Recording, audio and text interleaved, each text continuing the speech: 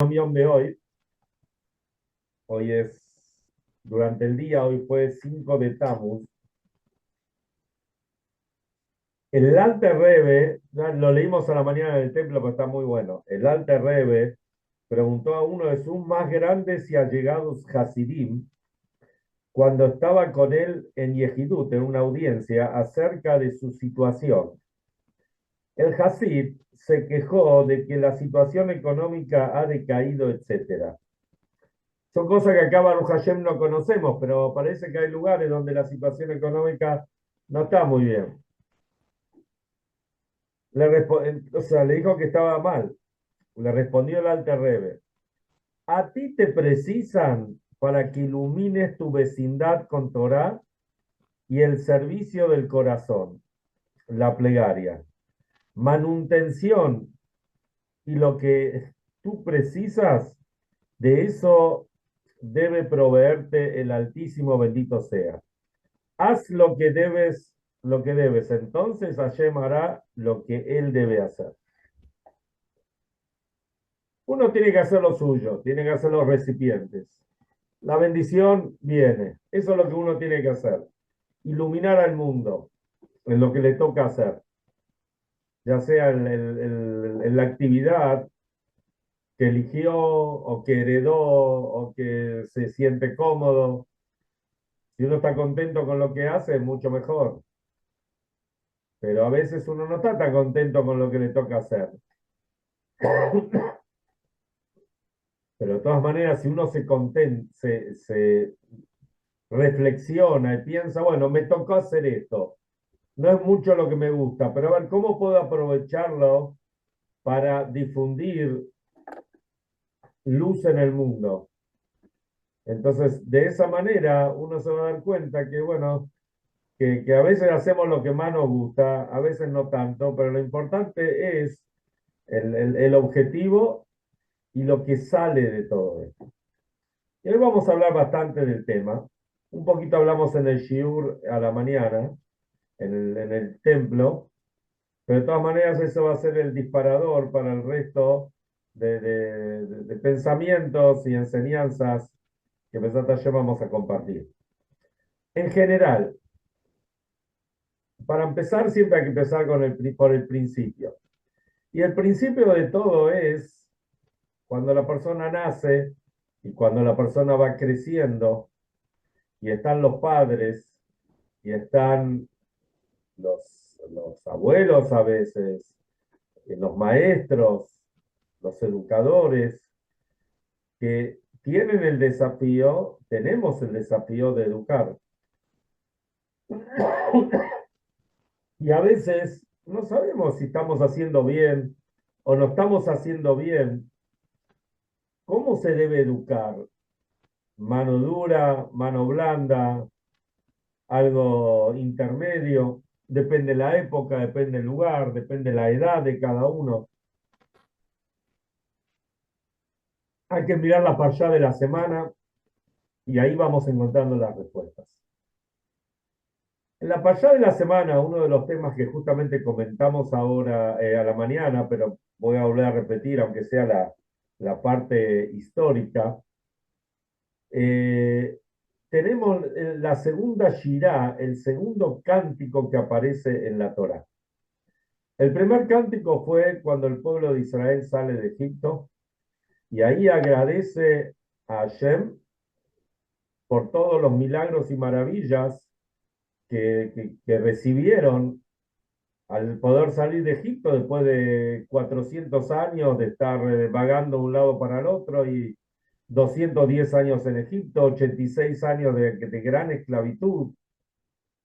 Y cuando el mar se abrió y pasaron en lo seco por adentro, ahí hicieron un cántico.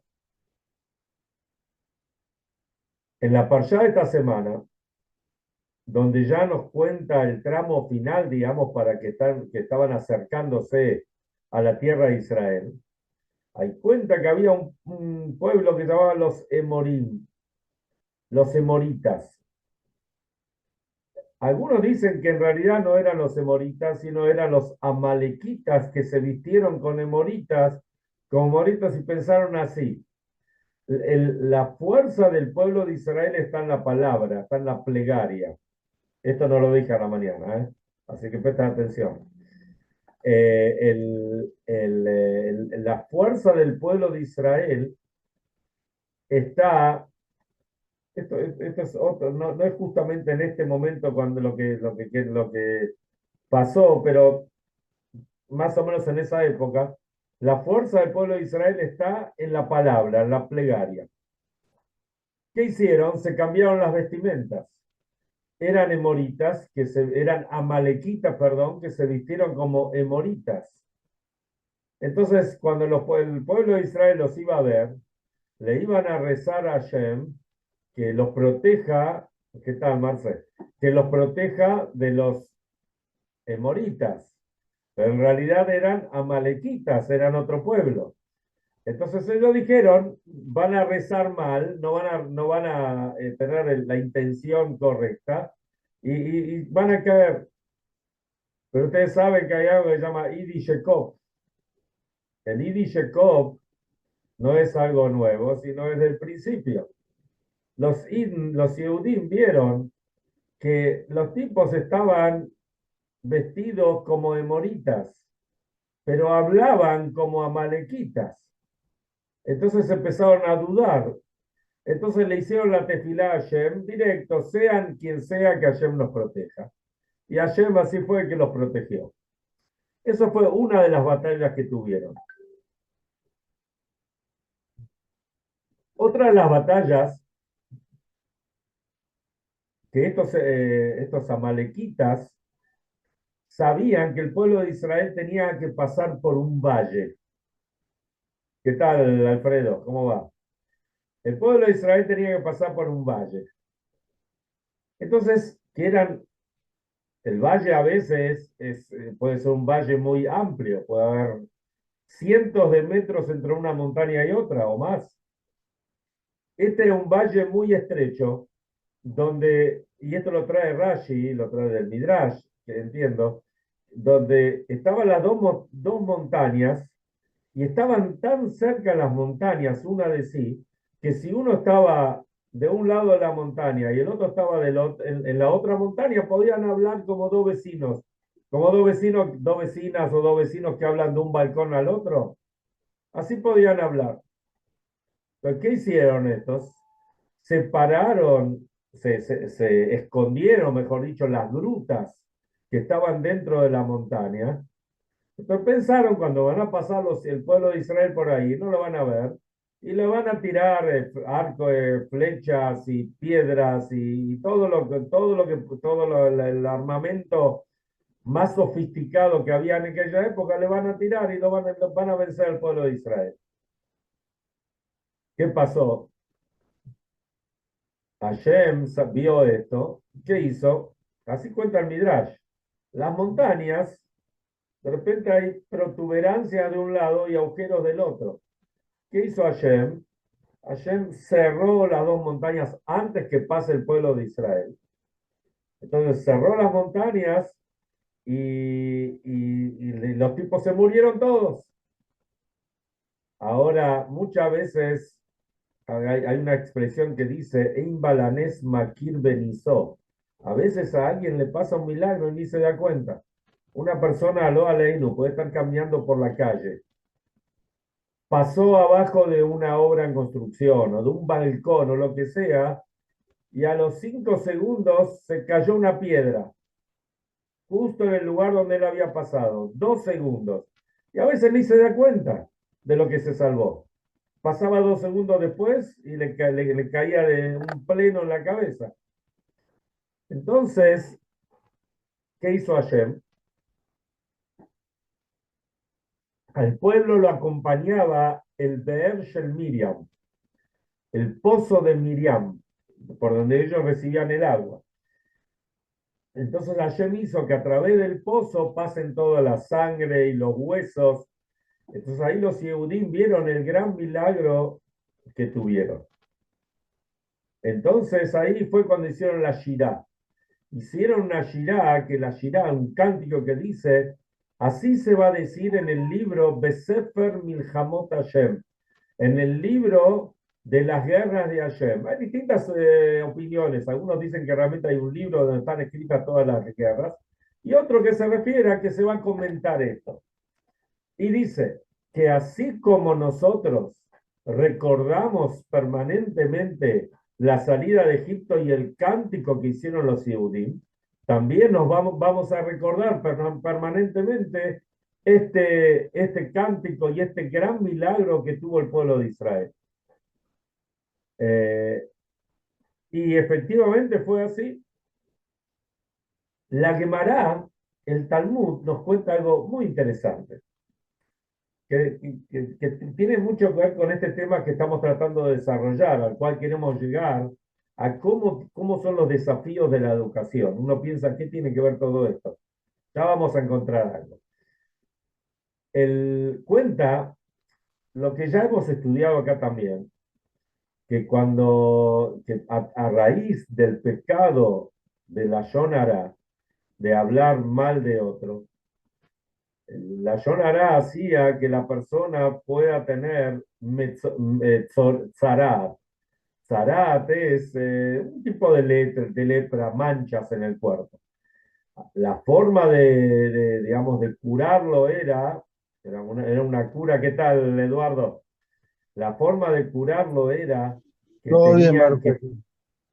que había que la persona tenía que salir fuera del campamento, estar una cantidad de días, 7 días, dependía cuánto, aislado totalmente, y de esa forma, digamos, lo iba a ver perdón, lo iba a ver el Cohen, y el Cohen ahí le iba a dar el tratamiento, digamos, espiritual, con ofrendas que había que traer, etcétera, hasta que se curaba totalmente. Y más que todo, estos días eran para que la persona recapacite.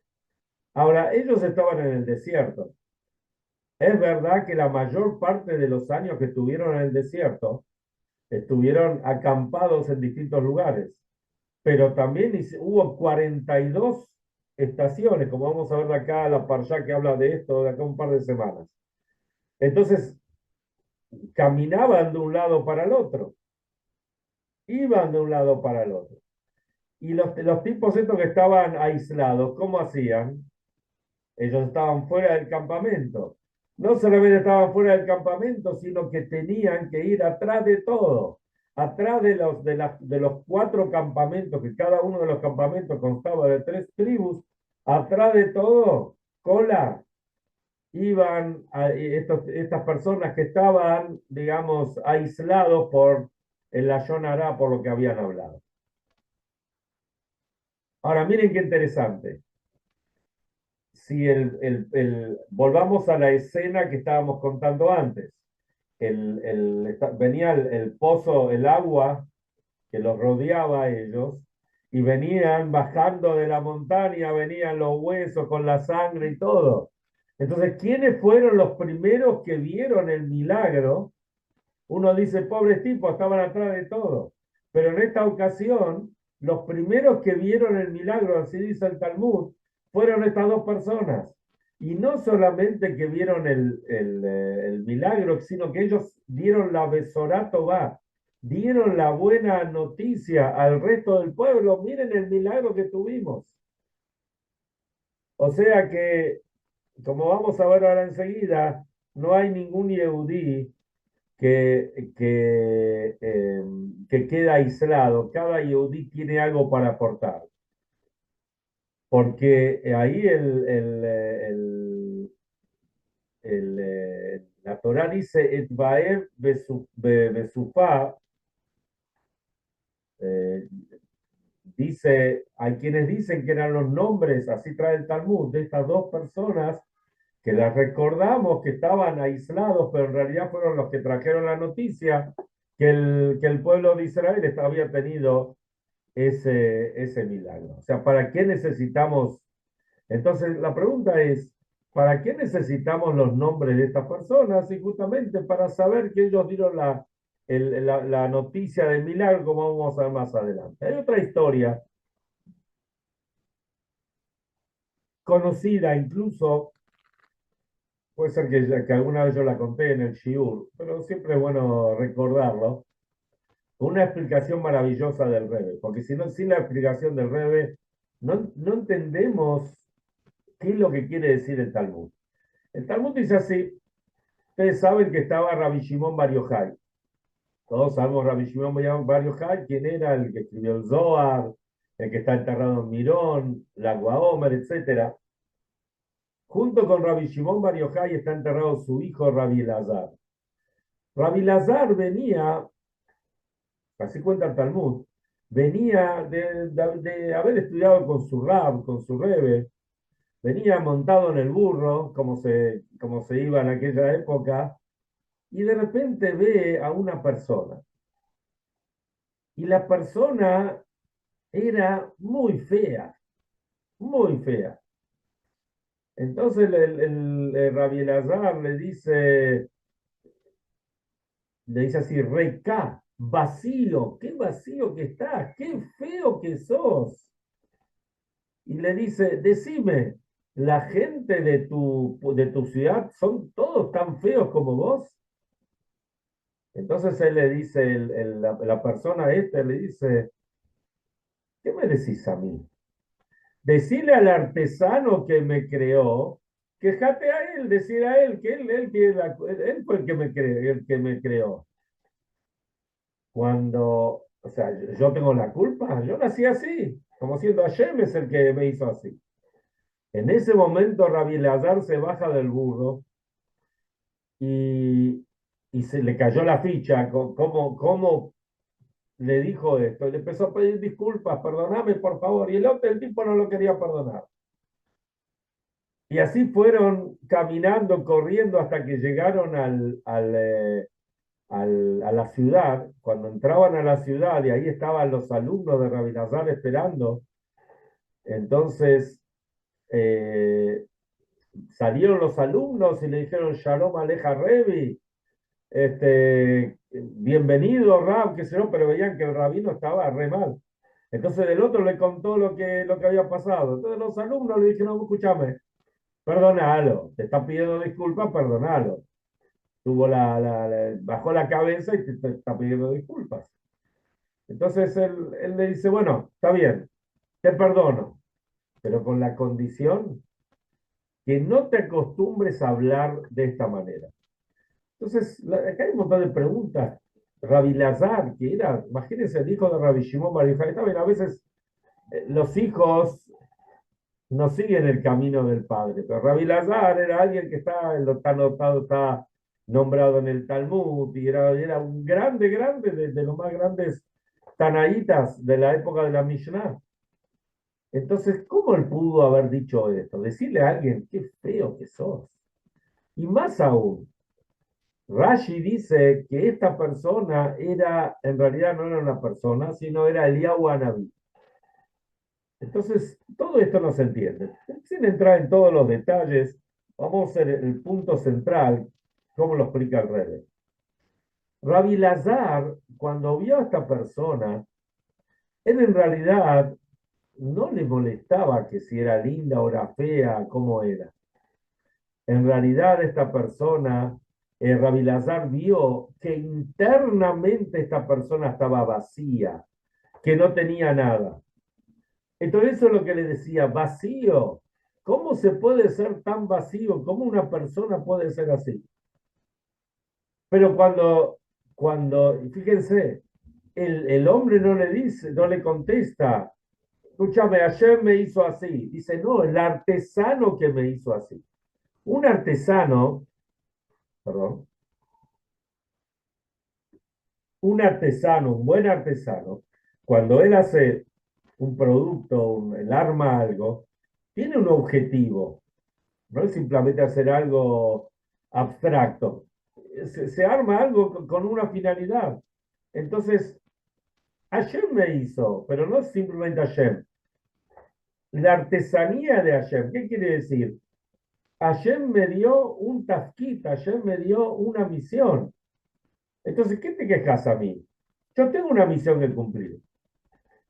Y ahí le cayó la ficha a Rabbi Lazar. Le cayó la ficha porque pensó, claro, Si Hashem lo hizo, ¿cómo pude yo pensar que el tipo está totalmente vacío? Toda persona, especialmente todo Yehudí, tiene una misión que cumplir. Y yo no me di cuenta de esto. Este, entonces, por eso es que él se bajó del burro y él le pidió disculpas, porque ahí se da cuenta que en realidad a cada persona, a cada uno, hay que saber mirar las condiciones que tiene, las cualidades que tiene. Y por eso trae que era Eliyahu Anabí, ¿no es cierto? Que no era cualquiera, que era Eliyahu Anabí, que de hecho era muy grande. Eh, y acá vemos, incluso entonces, ¿qué vemos acá? Estas dos personas, volviendo al maíz de la parshá de la semana, estas dos personas que estaban fuera del campamento, estos fueron los que trajeron la buena noticia del gran milagro que Hashem les hizo a ellos. O sea, que tipos que estaban aislados totalmente, porque realmente merecían estar aislados, porque le salió el zarar, le salió hasta manchas y el Cohen lo vio. Y el Cohen, si tenía alguna duda, los mantuvo aislados una semana o 2 semanas, o un poco más. Y al final determinó que sí, que realmente es esta enfermedad espiritual y tienen que estar aislados. De todas maneras, ellos también tienen lo que dar. Y ellos pueden transformarse y hacer de una persona que tenía una conducta incorrecta, mostrar lo que realmente tiene. Y acá vemos algo maravilloso, que había un gran educador que lo decimos muchas veces, lo decimos en la tefilá todos los días. Había un gran sabio llamado Rabbi Ishmael. Y el Talmud cuenta una historia con Rabbi Ishmael, muy interesante. Una historia muy linda para que piénsenla y para que después la pueden contar, si se acuerdan. Había ustedes saben, hoy en día por ahí también algunos lo hacen, pero había dos familias. Una familia tuvo un varón, otra familia tuvo una nena. Cuando eran chiquitos, cuando nacieron, dijeron, esta nena se va a casar con este varón. Hicieron el Shidduch. Bueno, hicieron el Shidduch y pasaron los años. Cuando llegó el momento de concretar el Shidduch, concretar el gancho, así cuenta el Talmud. Entonces, ¿qué pasó? Eh, no se puede hacer un matrimonio sin que los novios se conozcan. Se tienen que conocer y estar de acuerdo. Digamos que los padres arreglan todo, pero la última palabra lo tienen los novios. Cuando el novio vio a la chica, le cayó re mal, le pareció que era muy fea, era muy pobre, y ustedes saben, la pobreza a veces hace que no se arregla bien, que tiene los dientes torcidos, que no se pudo hacer la ortodoncia, que el cabello lo tiene mal cortado, no lo tiene planchadito, no lo tiene como corresponde. Entonces, al novio, esto está traído en el Talmud, en el Tratado de Nedarim, de promesas. Entonces, trae de que el novio dijo, no, yo no quiero casarme con esta. Y más aún, hizo una promesa que nunca se va a casar con esta chica. O sea que peor, cuando se hace una promesa, hay que cumplirla. La chica volvió a la casa, cuenta el Talmud, y se puso a llorar. Rabbi Ishmael se enteró de esto, le preguntó a la chica qué pasa, le contó qué hizo la chica, qué hizo Rabbi Ishmael, perdón. Rabbi Ishmael la llevó a la casa, y él con la señora la acomodaron, la educaron, la vistieron bien, le arreglaron la dentadura, la peinaron, le arreglaron el cabello, le pusieron vestimentas lindas. Y así lo estuvieron educando durante todo un año. Cuando pasó el año, Rabbi Ishmael la lleva delante de este muchacho. Se le dice, ¿te casarías con esta chica? Entonces el muchacho la vio que era muy linda chica, le dice, seguro que sí, le dijo. Entonces le dice, esta es la chica que tenía que casarse con vos. Ah, pero no era esto lo que me mostraron, dijo. Entonces agarró Rabbi Ishmael, dijo, la promesa está anulada y se casaron y fueron felices. Y esto es lo que dice Rabbi Ishmael. Rabbi Ishmael dijo, Bnot Israel naoten. Las chicas de Israel son bellas. No hay una chica una Irish Meidele que no sea linda. A veces no es linda porque por la pobreza, porque no tiene ropa, porque no puede, no come bien, pero justamente la otra vez cuando estaba en Miami, una de mis cuñadas me dice, mi papá siempre dice que todas las Yiddish Shemeida, todas las chicas judías son lindas. No hay una chica judía que no sea linda. Porque realmente la belleza viene de adentro.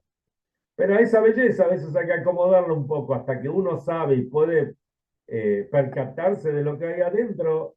Entonces, esto es lo que. Después hay toda una discusión, como si Rabbi Ishmael se hizo bien en anular, cómo puede anular, pero esto lo dejamos para otra vez. Porque quiero terminar con otro maíz. Eh, este maíz pasó con un señor que se llama, no sé si vive todavía, se llamaba Reb Haim, Rabbi Haim. Este Rabbi Haim era hijos de Nitzolei Shoah. Los padres se salvaron de la guerra. Después que pasaron los campos de concentración, fueron a un campo de refugiados. Y en el campo de refugiados se conocieron, se casaron. Y después de un año nació él, nació este Haim. Y él cuenta la alegría que había ahí en el campo de refugiados, que, ¿no es cierto?, venían de la muerte total y acá una jupá, un judía, dos Yehudim, un chico que nace, estaban todos alegres. El matrimonio no tuvo más hijos y después de un tiempo viajaron a Estados Unidos. Viajaron a Estados Unidos y el padre lo mandó al chico, lo mandó a una escuela primaria primero. Y el padre siempre le decía al chico, mirá, lo único que quedó en nuestra familia somos nosotros y vos. Entonces vos tenés que estudiar y tenés que ser un buen yehudí, cumplir Torah y mitzvot y todo como corresponde. El pibe iba a la escuela y no le gustaba estudiar. Y como no le gustaba estudiar, hacía lío. Como hacía lío, lo castigaban. Era como un círculo vicioso.